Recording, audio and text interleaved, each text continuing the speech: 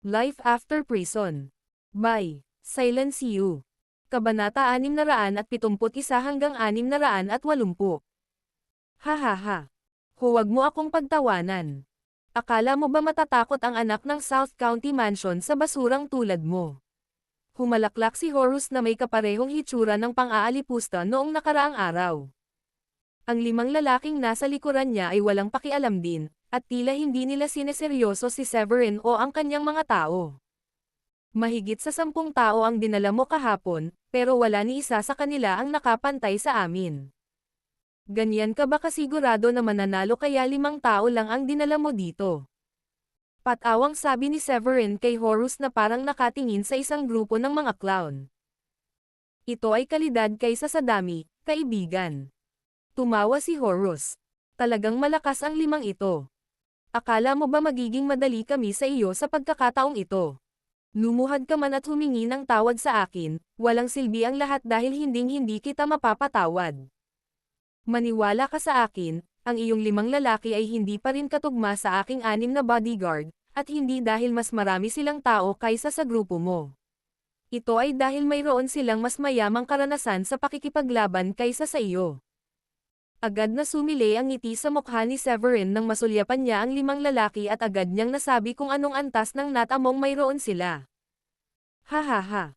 Hindi ka pwedeng magseryoso. Kami ang pinakamalakas na lalaki ng mga nilis. Ano ang akala mo sa amin, mahihina lang.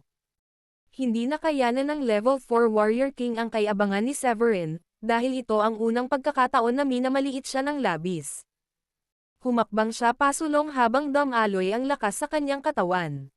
Ang kanyang kamao ay nababalot ng espiritual na enerhiya na nag-iiba-iba. Isang level 4 Warrior King. Hihihi. Hayaan mo akong hawakan siya. Nang makita ni Wendy na ang level na natamo ng lalaki ay katulad ng sa kanya, hindi niya maiwasang matuwa. Ang pakikipaglaban sa isang taong may katulad na lakas sa kanya ay hindi kapani-paniwalang kasya siya, at ito ay kapakipakinabang para sa kanyang karanasan sa pakikipaglaban din. Pagkatapos niyang magsalita, inilabas niya ang kanyang espiritual na enerhiya at ginawa ang punto na huwag maging pabaya. Ikaw ay isang level 4 Warrior King. Umasim ang ekspresyon ng lalaki nang makita ang lakas ni Wendy. Di ba sinabi ni Mr. Horus na ang mga babae dito ay level 1 o level 2 Warrior Kings? Bakit may level 4 Warrior King sa mga babaeng iyon? Kudlit, huwag kang kabahan. Kasama mo kami, Lo. Lumapit ang iba pang 4 na lalaki at sinabing, kung magiging mahirap ang mga bagay, lalapit kami at tutulungan kapag katapos naming makitungo sa iba. Gayunpaman, ang lalaki na tinawag nilang Lo ay tumalikod. Kalokohan. Bakit ko kakailanganin ang tulong mo? Maaaring ang level ng kanyang attainment ay kapareho ng sa akin, ngunit naniniwala ako na hindi siya katugma para sa akin. Pagkatapos ay sumugod siya kay Wendy sa isang kisap mata. Sugod. Ang iba pa sa mga lalaki ay sumugod sa pag-atake, at si Lily ay sumugod upang harapin sila kasama ang 4 na iba pang mga babae. Bilang mga babaeng nakaligtas sa larangan ng digmaan, si Lily at ang mga batang babae ay nagkaroon ng karanasan sa pakikipaglaban na walang pangalawa, at ang kanilang mga kakayahan ay maaaring maging karibal sa mga mas malakas kaysa sa kanila. Iyon, bilang karagdagan sa kanilang labis na tao kumpara sa mga nili, na humantong sa matunag na pagkatalo ng lahat ng mga lalaking iyon, na nauwi sa pagbagsak sa lupa na may maputlang mukha at malubhang pinsala. Hindi maaaring mangyari iyon. Bakit hindi pa rin sila manalo laban sa mga babaeng bodyguard ni Severin? Napabuga ng malamig si Horus nang makita niya ang malalakas na lalaki sa kanyang tagiliran na bumagsak mula sa hangin at nagsusuka ng dugo ng sunod-sunod. Nang matalo ang huling tao, nagsimulang gumapang sa kanya ang pakiramdam ng kawalan ng pag-asa. Kahit na ang lakas ng grupong iyon ay hindi itinuturing na pinakamalakas sa mga nili, isa pa rin sila sa mga nangungunang manlalaban nila. Ang gayong mga tao ay itinuring na pinarangalan ng mga individual sa loob ng pamilya, at ang mga nili ay nagpapadala pa nga ng mga tao upang maghanap ng ilang mga espiritual na halamang gamot para sa kabilang partido upang tulungan silang mapabuti ang kanilang pagkamit. Nako, kahit na ang mga individual na tulad ng mga iyon ay natalo ng ganoon kadali ng ilang mga babaeng bodyguard. Kalokohan. Mayroon silang level 4 Warrior King at 5 level 3 Warrior King sa kanilang hanay. Si Lu, ang level 4 Warrior King, ay may sobrang maasim na ekspresyon sa sandaling iyon at tiniis ang sakit habang siya ay nakakaranas. Ikaw. Panalo ka rin sa pagkakataong ito. Aalis na kami. Ilang beses na nagbago ang ekspresyon ng mukha ni Horus at aalis na sana ang mga tauhan niya. Sa tingin mo saan ka pupunta? Bahagyang ngumiti si Severin, tumayo sa harap ni Horus, at sinabing, Mr. Horus, nakalimutan mo ba ang sinabi ko sa iyo kagabi? Anong sinabi mo sa akin? Wala akong ideya sa sinasabi mo. Ang pangit ng mukha ni Horus at tumingin sa ibang lugar. Hihihi. Sabi ko puputulan ko ang isang daliri mo kapag pumunta ka ulit dito. May mga kadyas ka ba sa utak o ano? Napakasama ba ng memorya mo kaya kailangan kong ipaalala ang sinabi ko? Nakangiting tanong ni Severin. Subukan mo. Sinama ng tingin ni Horus si Severin. Nakita mo naman kung gaano kalakas ang mga taong dinala ko dito ngayon, di ba? Pero hindi naman sila ang pinakamakapangyarihan. Mayroon tayong mga powerhouses hanggang level 6 Warrior King na naghihintay lang sa mga tagubilin ko. Kung puputulan mo ang daliri ko, pagkatapos ay ipunan namin ang mga pinaka-elite na individual sa mga nili at dadalhin sila dito. Mamamatay ka pagkatapos. Alam mo ba iyon? Sinabi ko na noon, at uulitin ko. Kapag pumunta ka rito at nanggulo, kaya tuturuan kita ng leksyon na hindi mo malilimutan. Ngumisi si Severin, pagkatapos ay sinabi kina Abigail at Lily. Abigail, Lily, ibaba mo ang kanyang kamay. Oo, sir. Agad namang humakbang ang dalawang babae. Ang lakas ng loob mo. Siya ang tagapagmana ng mga nili. Oo, galing kami sa South County Mansion. Hindi mo ba alam na kami ang pinakamakapangyarihang puwersa sa buong South County? Huwag subukang gumawa ng anumang nakakatawa. Natakot lahat ang mga tauhan ng nili at isa-isa silang lumapit. Papatayin kita kapag sinubukan mong ipagtanggol ang matabang baboy na ito. Nagmadali si Lily at ang mga babae sa iyo, kaya huwag mong pilitin ang iyong kapalaran. Tinapunan sila ni Severin ng malamig na tingin, na nagudyok sa kanila na tumahimik ang kanilang mga bibig sa takot. Mahal ako ng tatay ko higit kan inuman, Severin. Mamamatay ka kapag pinutol mo ang daliri ko. Kinagat ni Horus ang kanyang mga ngipin at ipinagpatuloy ang pagbabante kay Severin. Gayunpaman, hindi siya pinansin ni Severin nang sabihin niya sa dalawang batang babae na hawakan si Horus. Tapos hinailan niya. Sa isang tabi si Horus at saka idiniin ang matabang kamay ng lalaki sa mesa. Kumaway ang kanyang palad, naglabas ng punyal si Severin at dahan-daang naglakad. Patawarin mo ako, Severin. Ako. Alam kong mali ako. Bitawan mo ako.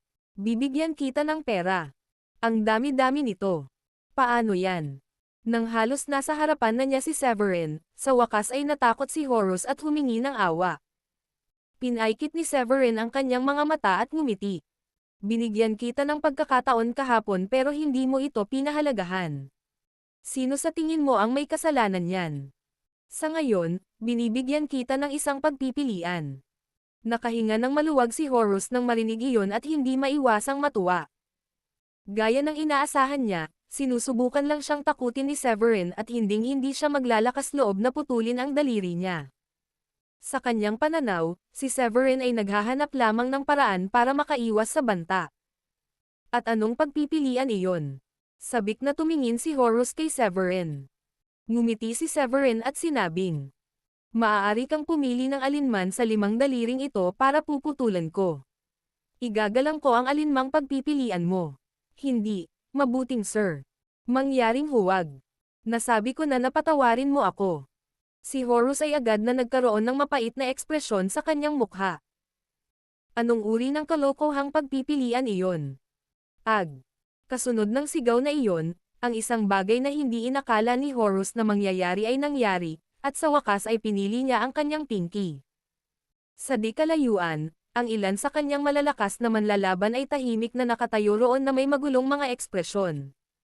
Sumagot sila sa mga nili, At kahit na ang ilan sa kanila ay hindi partikular na nagustuhan ang pangkalahatang saloobin ni Horus, wala silang pagpipilian kundi gawin ang utos ni Horus para sa kapakanan ng mga nili. Hindi lang nila inaasahan na makakatagpo si Horus ng napakalupit na tao sa sandaling iyon. Arg! Arg! Napuno ng hangin ang hiyawan ni Horus habang tinatakpan ang kanyang sugat gamit ang isang kamay at napaatras ng 2 hakbang.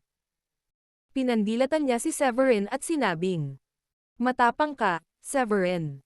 Hindi ka ba natatakot sa mga nili?" Matapos marinig iyon ni Severin, tumawa siya at sinabing, "Sa tingin mo ba magiging matapang ako na atakihin ka kung natatakot ako? Umalis kayo rito at huwag nang magpakita sa harapan ko, kung hindi, mamamatay kayo." Ikaw. Galit na galit si Horus kaya ang taba sa kanyang mukha ay baliw na gumalaw. Grabe ang sakit kaya bumuhos ang malamig na pawis sa kanyang noo. "Sir, bilasan na natin at pumunta sa ospital. Baka may dikit ulit ang daliri mo kapag nagamot ka namin sa tamang oras." Nagmamadaling paalala ng isa sa mga lalaki at maingat na binalot ang daliri ni Horus. Sa loob ng ilang segundo, umalis na silang lahat. Si Dayan, na tahimik na nakatayo sa isang tabi sa buong proseso, ay nagulat sa ginawa ni Severin. Hindi niya akalain na magiging matapang ito para putulin ang daliri ni Horus. Kung malalaman ito ng pinuno ng mga nili, tiyak na magagalit talaga sila.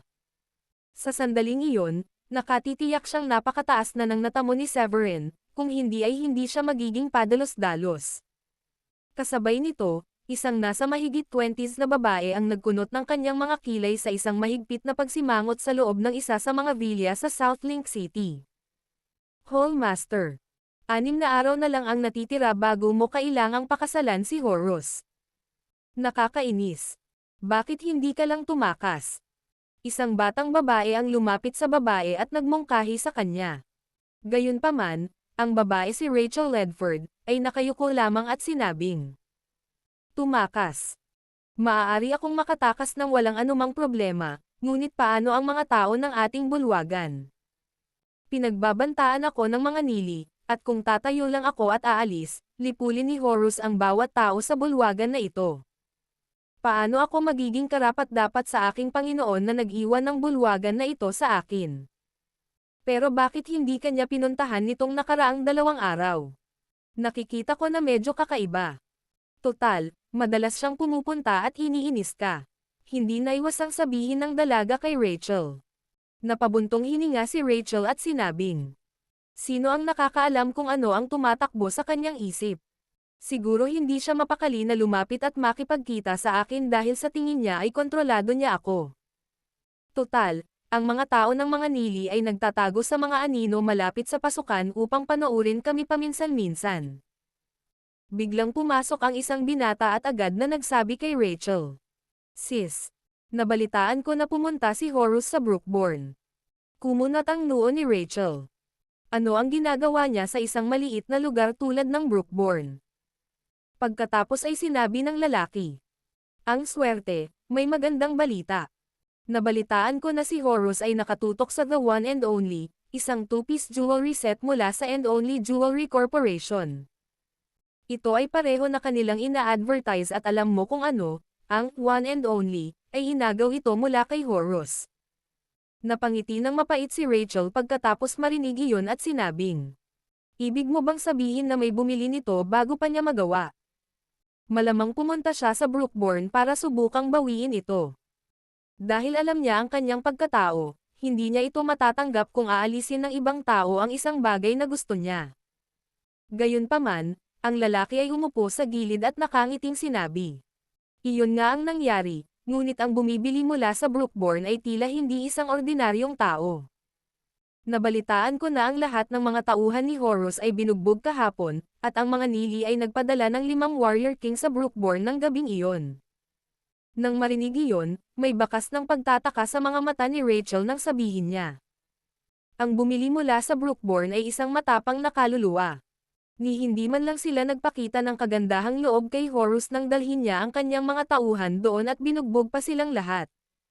Sa kasamaang palad, malamang na hindi magtatapos ang mga bagay para sa kanila pagkatapos ng ginawa nila kay Horus."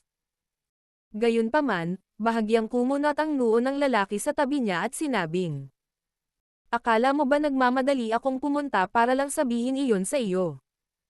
Kakatanggap ko lang ng pinakabagong impormasyon tungkol sa sitwasyon." At ano iyon, Glenn? Agad na lumiwanag ang mga mata ni Rachel at may sabik na sabik sa kanyang mga mata. Ano man ang sitwasyon, nakahinga siya ng maluwag hanggat ang mga nili ay nagdurusa. Ngumiti ang lalaking tinawag niyang Glenn at sinabing, "Medyo kulang ako sa pera, sis. Pwede mo bang ilipat sa akin ang ilang grand bago ko sabihin sa iyo?" Inikat ni Rachel ang kanyang mga mata sa kanya at bumawi. "Saan ka nakakuha ng lakas ng loob na humingi sa akin ng pera kung ang aking kalooban ay nasa pinakamasama ngayon pagkatapos na piliting pakasalan ang matabang baboy na iyon?" Ngunit, sabi ni Glenn, "Ang sasabihin ko sa iyo ay magandang balita. Magiging mas mabuti ang iyong kalooban pagkatapos mong marinig ito." Pagkatapos ay hinimok ni Rachel. "Pagkatapos ay sabihin mo muna sa akin para makapagpasya ako kung ito ay magandang balita. Kung ito ay nagpapagaan sa aking pakiramdam, kung gayon wala akong problema sa pagbibigay sa iyo ng isang pares na grand. Ano ba, ikalulugod kong bigyan ka ng ilang daang grand." Agad na lumiwanag ang mga mata ni Glenn nang marinig niya iyon at agad niyang sinimulan. "Well, ang pinakahuling update ay na ang 5 tao na pinadala ng mga nili ay hindi pa rin katugma sa mga tao sa Brookborn, at iyon ay sa kabila ng 5 lalaki na binubuo ng 3 Level 3 Warrior King at isang Level 4 Warrior King. Si Horus ay nasa ospital ngayon, at narinig ko na ang kanyang pinky finger ay pinutol. Sumasailalim siya sa pagtitistis sa muling pagdikit ng daliri habang nag-uusap tayo." Talaga. Hindi napigilan ni Rachel na matuwa nang marinig iyon. "Hindi ako makapaniwala na kahit ang nilis na may pinakaprestihiyosong manlalaban ay maaaring mahulog sa mga kamay ng lalaki sa Brookborn. Tuwang-tuwa ako na kahit papaano may isang tao sa Brookborn ay sapat na malakas para makabalik sa Horus para sa akin. Oo. Lahat ng sinasabi ko sa iyo ay totoo. Ang kasintahan ng isang kaibigan ko ay nagtatrabaho bilang isang kasambahay para sa mga nili. Kumpiyansa niyang sinabi sa akin kanina at binalaan ako na huwag sabihin ito kahit kanino.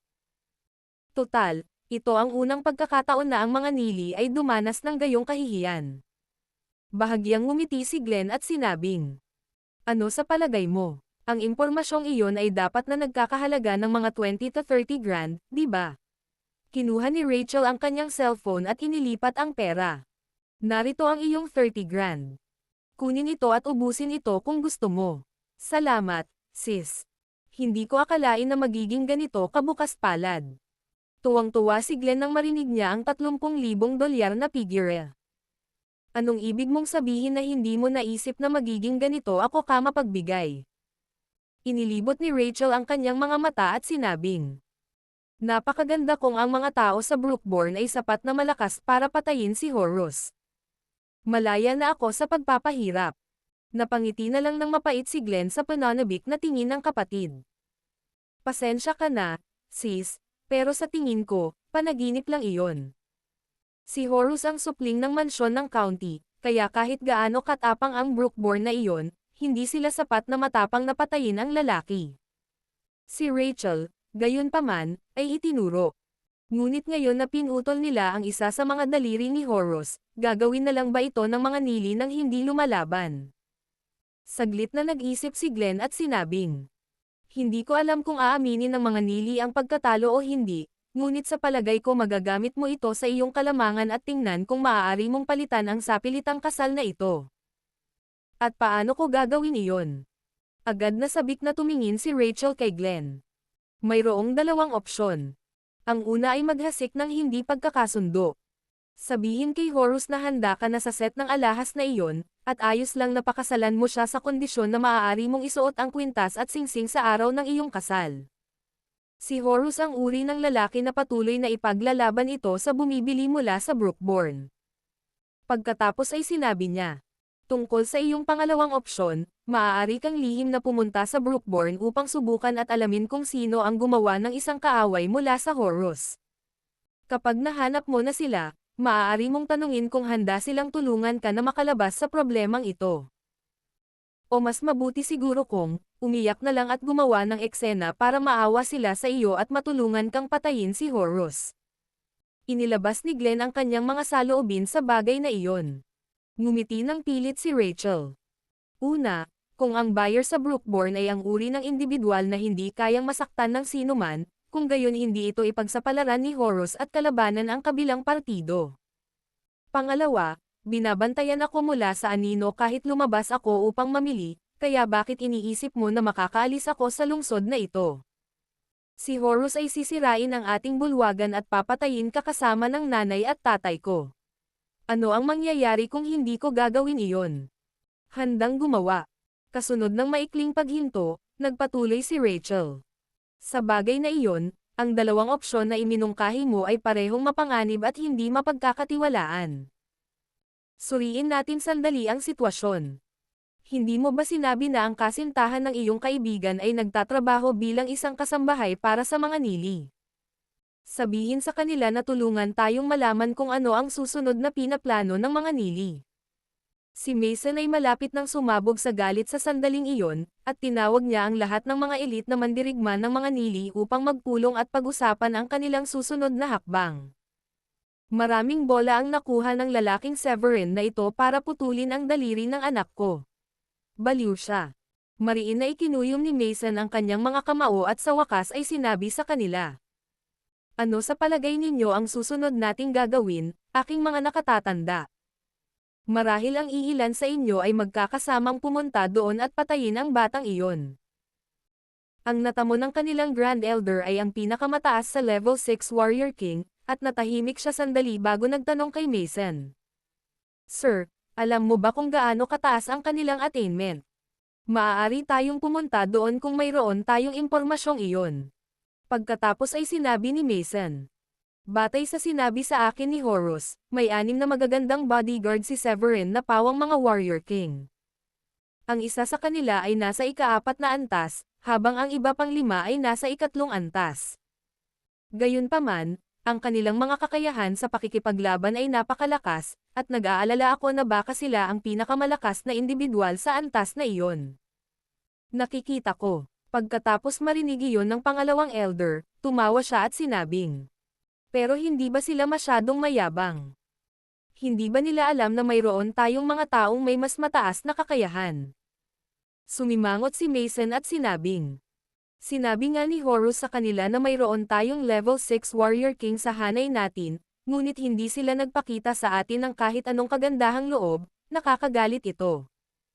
Tahimik na nakaupo si Yol sa isang tabi, at nag-isip muna siya bago tuluyang nagsalita. Siguro hayaan na lang natin dumulas ang isang ito, tatay. Hayaan itong dumulas, sabi mo. Hindi kailanman nagustuhan ni Horus si Yol, kaya pinandilatan niya ng mata si Yol kasunod ng komento ng huli at binatukan ang sinabing. Well, di ba isa kang walang kwentang tanga? Pinutol niya ang daliri ko, at ito ang isa sa mga pinaka-nakakahiya na naranasan ng mga nili. Seryoso ka lang bang sinabihan si tatay kung hahayaan mo itong magdausdos sa pamilya natin? Hindi mo ba malalaman kung gaano kalaki ang kahihiyan ng mga ito? Ngumiti ng pilit si Yol bago nagpaliwanag. Hindi mo ba naisip na kakaiba ito?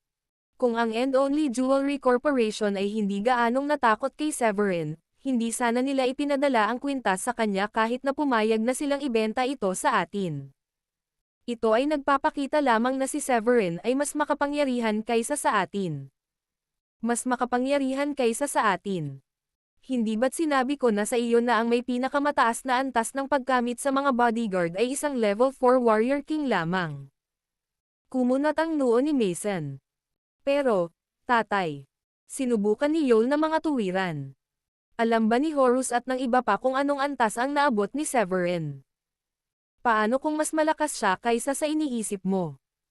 Kung dadalhin ng Grand Elder ang iba pang mga elder doon at hindi pa rin sila makakapareha ni Severin, ano ang susunod na gagawin natin?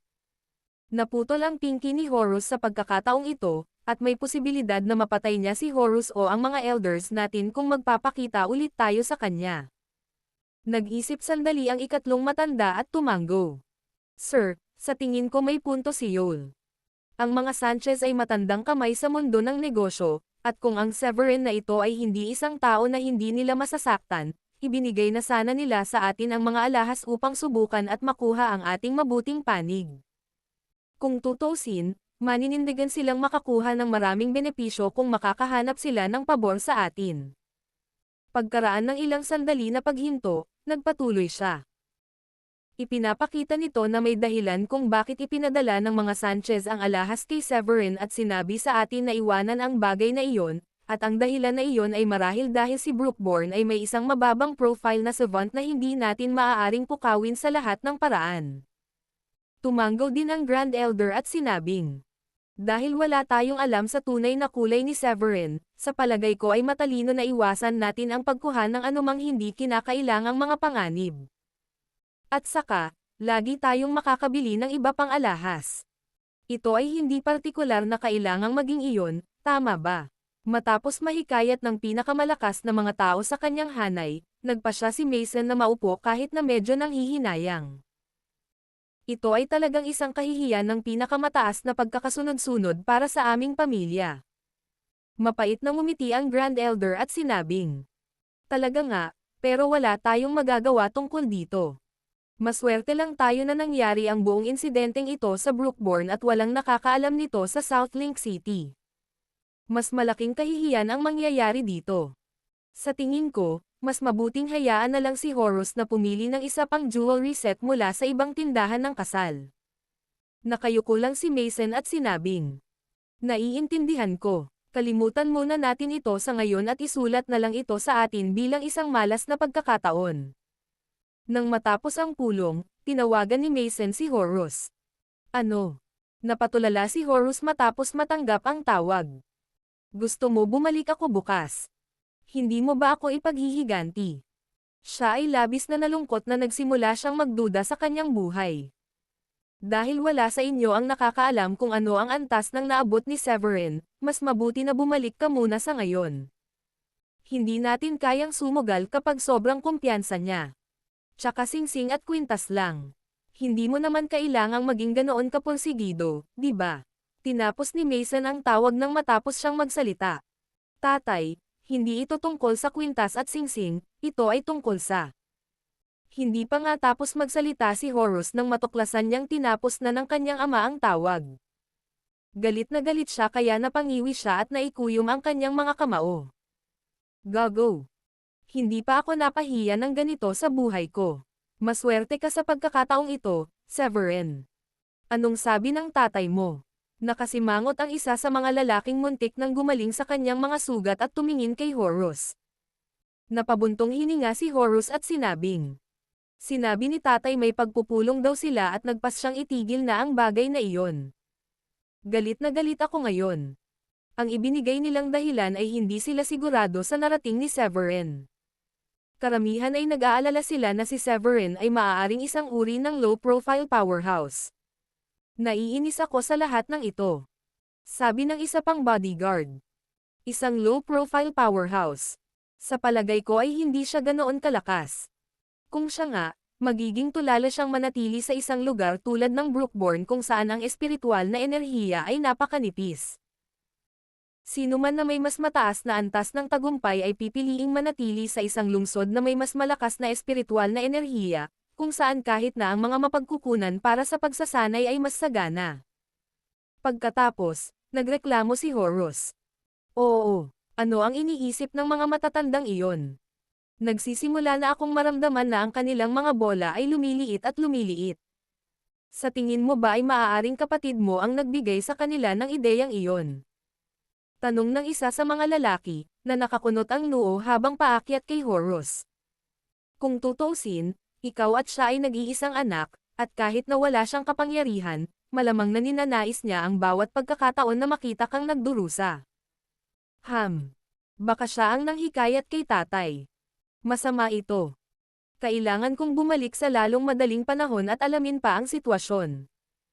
Maaaring manipulahin sila ni Yol sa likod ng mga eksena.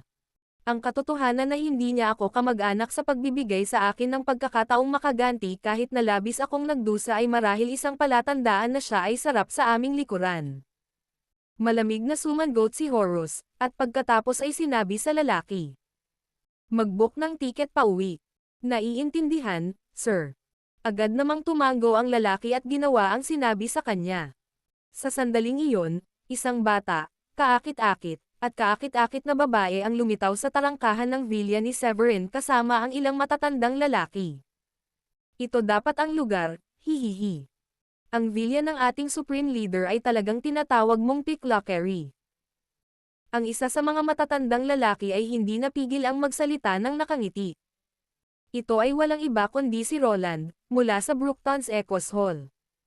Pinandilatan siya ni Gracie sa gilid at sinabing, "Hush!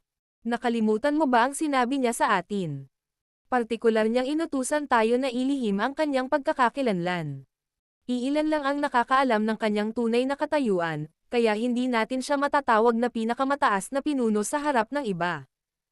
Agad na kumunat ang noo ng Grand Elder at sinabing, "Kung gayon, ano ang itatawag natin sa kanya? Paano natin siya haharapin kapag nagkita tayo mamaya? At paano natin ipapaliwanag ang iyong relasyon sa kanya?" Kumunat ang noo ni Gracie, panandali ang pinag-isipan ang mga tanong na iyon, at sa wakas ay sumagot. "Paano kung sabihin mo sa lahat na kaklase niya ako? Mukhang hindi magandang ideya iyon. Paano kung nakilala ng mga kaklase niya ang asawa niya noon?" Sabi ng isang matandang lalaki. "Ipaliwanag mo na lang sa kanila na kaibigan niya tayo. Siya nga pala, hindi ba niya kayang magpagaling ng mga sakit? Bakit hindi na lang natin sabihin sa kanila na tinulungan kanyang gumaling ng iyong sakit?" Habang silang lahat ay nagbubulungan, nakita sila ni Abigail mula sa malayo. Nang makita niya ang isa pang grupo ng mga tao, agad siyang sumigaw. "Sir! May isa pa tayong grupo ng mga tao sa gate ng villa. Baka sila na ang susunod na batch ng mga eksperto na ipinadala ng mga nili." Natigilan si Gracie at ang iba pa. Ano ang nangyayari sa mundo? Hindi nagtagal, nagsilabasan ang ibang mga babaeng bodyguard at matamang nakatingin sa grupo ni Gracie, na para bang handa silang makipaglaban anumang oras. Si Severin ay may ilang bakanteng oras at naghahanda na magsanay ng kanyang alchemy sa itaas, ngunit sa sandaling narinig niya ang sigaw, agad siyang bumaba kasama si Diane at naglakad palabas. Matapos makita si Gracie at ang kanyang mga tao, nakahinga siya ng maluwag at nagtanong. "Gracie, bakit ka nandito? Hoy, guwapo." Bati ni Gracie sa kanya. "May nangyari, kaya nagpa siya kaming bisitahin ka." Awkward na ngumiti si Gracie at matapos itong pag-isipan ay nagpa siya pa rin siyang tawagin itong guwapo. Bahagyang kumunat ang noo ni Diane nang marinig iyon at napaisip sa sarili. Magiging isa pa ba siya sa aking kaga sa pag-ibig? Kung tutusin, guwapo din ang tawag ni Sheila kay Severin kaya hindi niya maiwasang maalala iyon nang tawagin siya ni Gracie ng ganoon. "Sino ito, honey?" Tanong ni Diane kay Severin na nakakunot ang noo. Lumapit siya sa tenga ni Diane at mahinang sinabi. "Siya ang hallmaster ng Echoes Hall, kaya masasabi mong isa siya sa mga nasasakupan ko." Tumango si Diane nang marinig niya iyon at nagulat siya na ang isang babae at isang napakaganda doon ay maaaring maging pinuno ng isang bulwagan. Pagkatapos sabihin iyon, kumilos si Severin at sinabing, "Ito ang hallmaster ng Echoes Hall. Taga Brookton sila, at naging kaibigan ko sila pagkatapos na mabangga sila doon." Ngumiti si Gracie. "Tama. Malaki ang pabor sa atin ni Mr. Severin sa pagkakataong iyon. Diane, bakit hindi mo dalhin ang lahat at gumawa ng tsaa para sa kanila? Gusto kong makipag-chat kay Gracie." Sabi ni Severin kay Diane pagkatapos ng ilang pag-iisip. Tumango si Diane at inakay si Roland kasama ang iba pa sa loob ng bahay. Pagkaalis ng lahat, tinanong ni Severin si Gracie. "Hindi ka pumunta dito para lang makita ako, di ba? May problema ba?" Naningkit ang mata ni Gracie kay Severin nang marinig iyon. "Sinasabi mo ba na bawal akong pumunta dito para lang makita ka?" Hindi niya napigil ang mapangiti habang sinabing, "Hihihi. Pumunta rin ako dito para makita ang asawa mo. Napagtanto ko na napakagandang babae niya." Medyo nailang si Severin sa sinabi ni Gracie. Kung tutusin, hindi maiwasang magulo ng kaunti ang kanyang mga iniisip nang sabihin ng isang magandang babae na partikular itong pumunta doon para makita siya. Kailangan niyang aminin na talagang napakaganda ni Gracie noong araw na iyon. Nagsuot siya ng medyo sexy na maikling palda na lalong nagpaganda sa kanyang perpektong figure. Ngumiti si Gracie at sinabing, "Nagbibiro lang ako. Pumunta ako dito para hanapin ka dahil may magandang balita ako. Nakahanap na kami ng Serpent's Hall." Serpent's Hall. Agad namang nagningning ang mga mata ni Severin nang marinig iyon at excited niyang tinanong si Gracie. "Alam mo ba kung saan sila nakabase?" Tumanggo si Gracie. "Nasa South Link City sila, ngunit ang dahilan kung bakit namin makukuha ang impormasyong ito ay dahil narinig namin na napilitan ang Hallmaster ng Serpent's Hall na pakasalan ang Scion ng South County Mansion. Ilang araw na lang gaganapin ang kanilang kasal, at dahil ito ay isang napakaseryosong bagay, napagpasyahan kong pinakamahusay na pumunta at ipaalam sa iyo ng personal. Habang ginagawa ko ito, naisip ko na maaari kong kunin ang pagkakataong ito upang tingnan ang iyong vilya at makilala ang iyong asawa." Pagkatapos niyang sabihin iyon, muli siyang ngumiti at sinabing, "Hindi ko lang akalain na makikita ko ang lahat ng mga patalastas na iyon sa pagpasok ko sa lungsod. Hindi ko akalain na magkakaroon ka rin ng kasal sa lalong madaling panahon. Hulaan namin na mananatili kami sa Brookbourne ng kaunti at dadalo sa iyong kasal bago bumalik sa Brookton." Ngumiti si Severin at sinabing, "Malugod kang dumalo sa aming kasal. Salamat sa iyong tulong sa paghahanap ng Serpent's Hall." Pagkatapos magpahayag ng pasasalamat kay Gracie, sumimangot muli si Severin at sinabing, "Sakit ng ulo ito. Hindi ko inaasahan na ang lalaking Horus na iyon mula sa South County Mansion ay mahuhulog sa Hallmaster ng Serpent's Hall.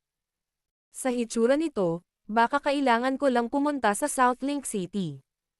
Ngunit Supreme Leader, natatakot ako na hindi natin ma-provoke ang South County Mansion. Nagtanong-tanong na ang ating mga tao sa paligid at nalaman nila na mayroon silang level 5 at level 6 Warrior King sa kanilang hanay." Saglit itong pinag-isipan ni Gracie at hindi maiwasang mapaalalahanan si Severin. Bagamat alam niya na sapat ang kapangyarihan ni Severin para maging isang Warrior King, hindi niya alam ang eksaktong antas nito. Samantala, ang South County Mansion ay isang malaking puwersa sa buong South County, at nag-aalala siya na si Severin ay hindi makakapantay sa kanila. Sa kanyang pagtataka, ginawa ni Severin ang isang medyo walang pakialam na pahayag. "Huwag mag-alala, ang level 6 Warrior Kings ay wala sa paningin ko." Gayunpaman, hindi nagtagal ay napangiti siya habang sinabing, "Ang tanging alalahanin ko ay kung makukuha ko o hindi ang lahat ng 12 Hallmasters na makapasok sa kahit level 9 Warrior King man lang sa loob ng isang taon. Ito ay hindi isang madaling gawain na magawa." Napabuntong hininga si Gracie nang marinig niya iyon at agad na napabulalas. Paano nga ba magiging posible? Level 9 Profound Master pa lang ako, kaya kung gusto kong maabot ang level 9 Warrior King, hindi ba kailangan kong itaas ang status ko sa isa pang mas mataas na yugto? Imposibleng maabot iyon sa loob ng isang taon. Ngumiti si Severin at sinabing, "Ngunit iyon ang eksaktong layunin ko. Gayunpaman, walang kabuluhan na pag-usapan ang lahat ng ito ngayon. Kakailanganin ko pa rin ang iyong tulong upang mahanap ang iba pang 8 Hallmasters sa lalong madaling panahon at sila ay tipunin. Medyo maganda na ang antas ng iyong pagkamit, ngunit ang Moss Hall at Draco Hall ay hindi kasing ganda ng sa iyo." Pagkatapos noon, huminto siya saglit bago nagpatuloy. "Maaasahan ko lang na ang ibang mga Hallmaster ay may mas mataas na antas ng pagkamit. Hahaha. Ang pinuno ng Serpent's Hall ay malamang na magkaroon ng mas mataas na tagumpay kaysa sa amin. Sila ay nasa South Link City, kung tutuusin, at sila ay itinuturing na isang malakas na puwersa doon. Medyo nag-alala ako na baka hindi mo siya mailigtas sa kanyang paghihirap, ngunit ang marinig ko ang sinabi mo sa akin kanina ay mas napanatag ang loob ko." Natawa si Gracie at gumaan ang pakiramdam. Sa kanyang paglalakbay sa Brookbourne, siya at ang ilan pang elder ay nag-aalala na baka walang magawa si Severin sa South County Mansion. Gayunpaman, si Severin ay tila lubos na nagtitiwala, at tila sa kanya ay minamaliit nila ang kanyang natamo. Kinaway-kaway ni Severin ang palad at naglabas ng 2 tableta na inabot niya kay Gracie. "Nagawa mo ng mabuti, kaya ang 2 alchemical na tabletang ito ang iyong gantimpala. Isang alchemical pill. Hindi ba ito ay bihirang bagay? Saan ka nakakuha ng ganito? Tanong ni Gracie na may halong pagtataka. Bagamat isa lamang itong Pildores na mababa ang ranggo, dapat nitong mapahusay ang mga matatanda ng ating bulwagan ng isa o dalawang antas man lang. Ngumisi si Severin at sinabing, piniino ko sila, pero aaminin ko medyo nasa mababang ranggo sila. Kailangan kong magsumikap pa para mas madali kitang makapasok sa level 9 Warrior King kapag naging second grade alchemist na ako. Ikaw ang lubos kong hinahangaan. Wala pa akong nakitang kahanga-hangang tulad mo. Natuwa muli si Gracie. Tanghali na, kaya sa palagay ko ay bibili ako ng tiket para sa unang flight papuntang South Link City bukas ng umaga sa ganoong paraan, makakarating ako doon ng tanghali bukas.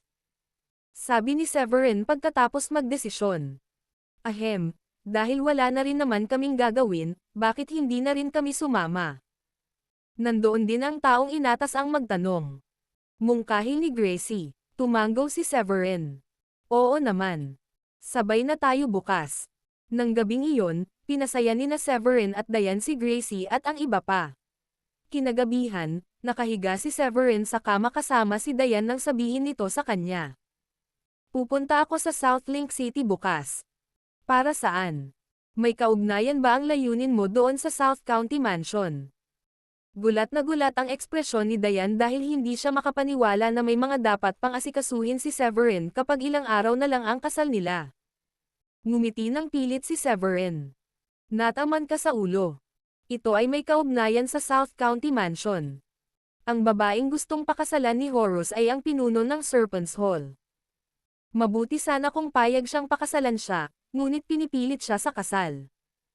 Hindi ako pwedeng umupo na lang dito at hayaang mangyari iyon.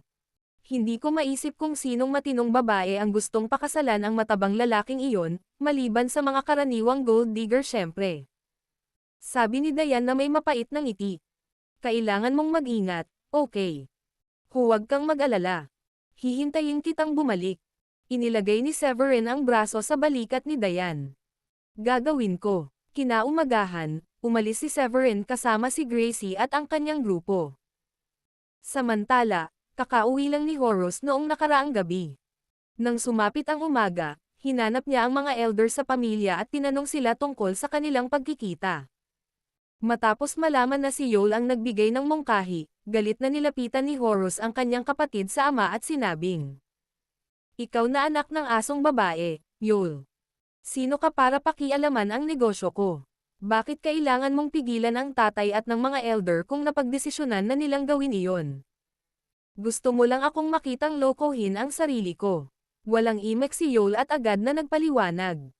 Masyado kang nagbabasa nito, Horus. Ginawa ko ito para sa iyong ikabubuti.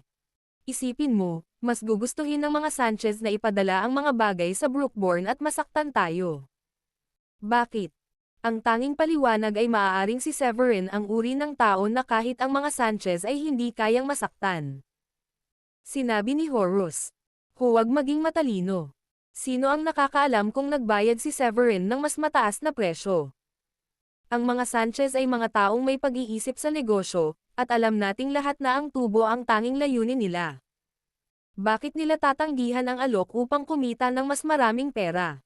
Sa kalagitnaan ng kanyang pagbibiro, itinaas niya ang isang kamay at sinabing, tingnan mo ang aking pinky finger. Nagawa ng mga doktor na muling ikabit ito, ngunit hindi ko ito magagalaw ng malaya sa hinaharap. Napilayan ako ngayon. Siguradong masaya ka na makita akong ganito, hindi ba? Napatingin si Yol sa kapatid niya nang may pagkabigo. Bakit ganyan ang tingin mo sa akin? Ikaw at ako ay magkapatid, at nag-aalala ako na baka si Severin ay isang tao na kahit tayo ay hindi natin kayang guluhin. Sa pagdaan sa kung gaano siya nag-aalinlangan sa pagputol ng iyong pinky finger, sigurado kaming hindi siya natatakot sa atin. Hulaan ko na si Severin ay marahil ang isa sa mga low profile. Naiintindihan mo ba kung saan ako nanggaling ngayon? Gayunpaman, galit pa ring sinabi ni Horus. Isang low-profile powerhouse. Hihihi. Kakaunti ang mga tao sa South County na may antas ng pagkamit na mas mataas kaysa sa ating mga nakatatanda, at alam nating lahat kung sino ang mga taong iyon. Nakipaglaban ang ating mga tao kay Severin, at naniniwala kami na siya ay isang level 1 o level 2 na warrior king. Sino ang nakakaalam, malamang na nabluff lang siya. Dahil alam na niya na nasaktan niya tayo, paano pa tayo matatakot kung hindi niya pinutol ang daliri ko? Habang iniisip ito ni Horus, lalo siyang nagalit. Ang kanyang mga nasasakupan ay makapangyarihan, ngunit hindi sila kasing lakas ng ating mga nakatatanda. Tanging mga duwag na tulad mo ang mahuhulog sa kanyang bitag. Hindi alam ni Yol kung ano pa ang sasabihin kay Horus, ngunit alam niyang nababalot ng puot ang paghatol ni Horus. Pagkatapos ng lahat, si Horus ay hindi kailanman nakaranas ng gayong kahihiyan bago, lalo na ang isang pinky finger na hiniwa. Napabuntong hininga na lamang si Yol at sinabing, "Ikaw ang aking nakatatandang kapatid, Horus. Hinding-hindi ako gagawa ng anumang bagay na ipahamak ka. Nagtitiwala ako na ginawa ko ang tamang paghatol sa sitwasyong ito."